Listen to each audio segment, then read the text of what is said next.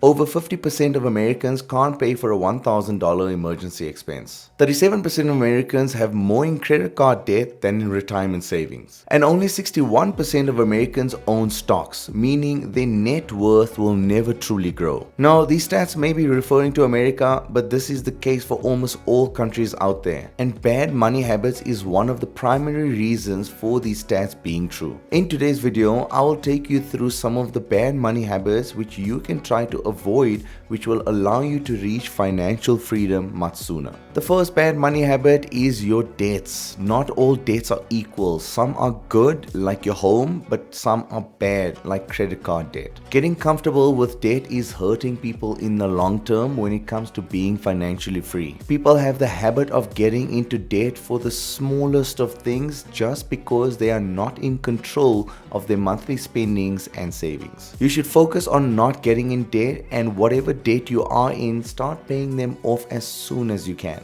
Now, there are two methods to pay off debt. The first one being the snowball effect, which is paying off the smallest debts in dollar amount first. The benefits to this is that it creates a sense of accomplishment as soon as you have paid off that debt. Now, the second method is the avalanche method, which focuses on paying off debts which have the highest interest rates first. Anything with an interest rate of more than 8% needs to be prioritized and paid off as soon as possible. The only thing that makes sense in getting into debt for is either paying off your education fees, starting a small business, or buying a home. Generally, people take out a loan for a car as well, but the thing about doing that is that people tend to want to get a car that is far more expensive than what they can really afford. A ratio I like to follow by is that you should not be spending more than 20% of your net income on your car. The reason for this is because that it still allows you to save a little more money to help combat the next few bad money habits, which I'll speak about below.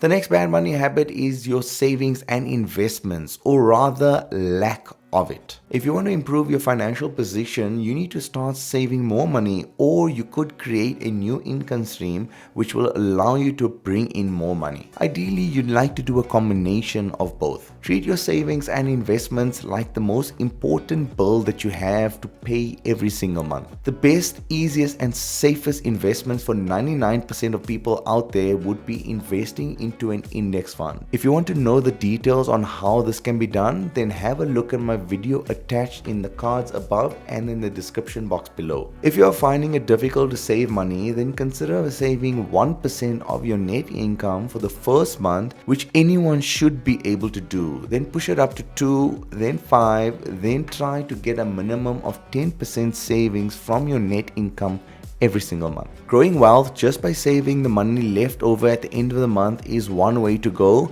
but there are other ways to help increase your net worth even faster, because just saving has a cap. So ideally, you should look to create a new income stream. Creating an income could be a combination of a few things. The first one being asking for a pay rise from your current workplace. And if that doesn't work, then consider getting a new job, because the biggest increases in pay happens from moving companies. The second route you can take is to create a side hustle, which could be a number of things. Have a look at my video attached up in the cards and in the description box below for side hustle ideas you could do this year. The third bad money habit is not having an income and expense sheet. In other words, a budget. Not knowing where your expenses are made is one of the reasons as why so many people get into bad money habits. It's because they don't know where and how much money they are spending on their groceries, dining out, or their transportation costs. Now, if I had to ask 99% of the people out there how much they spent last month on eating out or on alcohol, they would not know the answer to that. Without knowing where and what you are spending on, you will never be able to cut out on unnecessary expenses, and this is crucial to do in order to be ahead of your finances. Since the very first day of me having an income, I have diligently followed my income and expense sheet. In this budget sheet, I track my monthly gross income, my net income, and all my expenses and how much money I have saved at the end of the month. This has allowed me to analyze my income and expenses and has helped me with saving more money. Now I sit weekly and go through my bank account and I add my relevant expenses in the relevant sections into my budget sheet. I recommend at least taking the time once a month to track your income and expenses. If you want a little bit of help on this section, then let me know down in the comment section below and I will leave my budget template for absolutely free. Now before I move on to the fourth bad money habit, if you have enjoyed this content thus far and would like to see more videos like this in the future,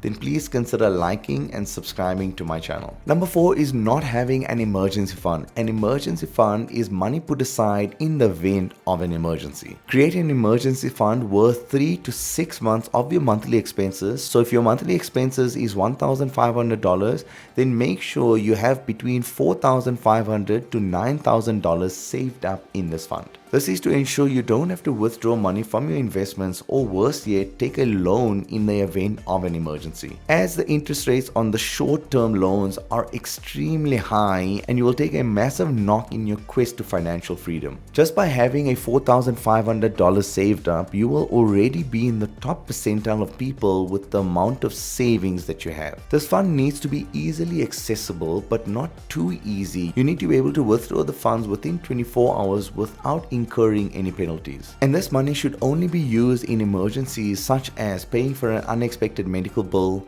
a new tire because you hit a pothole, or if you lost your income. You can use that fund for your day-to-day mandatory expenses such as rent, food, and water. Having this buffer will allow you to have some sort of financial peace of mind. The fifth bad money habit, and probably the worst one in the short term, is impulsive purchasing. Do you find yourself constantly buying unnecessary items only to regret it later? Those impulsive purchases are draining your bank account and are preventing you from saving money. Instead, take a step back and think before you buy. Ask yourself if you truly need that item or if it's just a fleeting desire. One way to combat this is if you find something which you feel you really need, wait 24 hours before making the purchase and see if you still feel the same way about needing that item. If you truly feel you still need it, then go ahead, buy it. If not, forget about it. What I do is I create a list of items that I need and want on my phone, and I only ever purchase those items. That allows me to be diligent and also allows me to combat impulse purchases. What's worse than using your own money to make impulse purchasing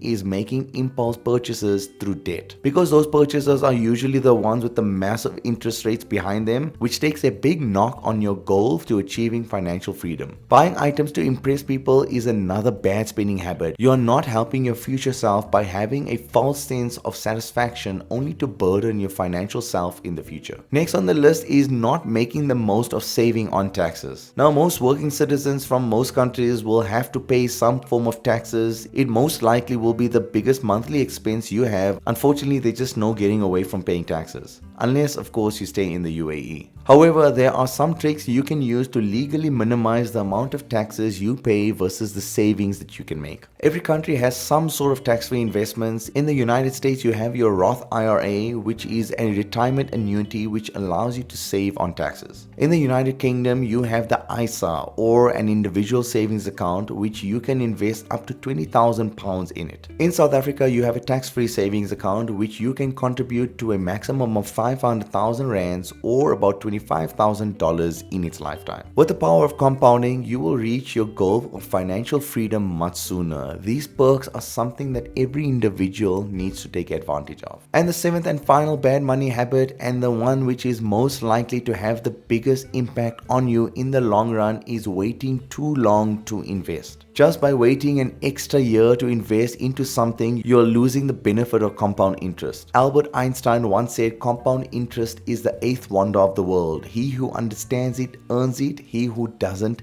pays it." On this graph, you can see the effects compound interest has over decades of having an investment versus not making an investment. Starting to save while you are still young will massively benefit you in the long run, and investing into an investment which is tax-free will help you even further into growing your financial position. Those are the bad money habits you need to cut out to reach financial freedom as soon as possible. If you have found value in this video, then please consider subscribing to my channel for more valuable financial tips. Until the next one, bye.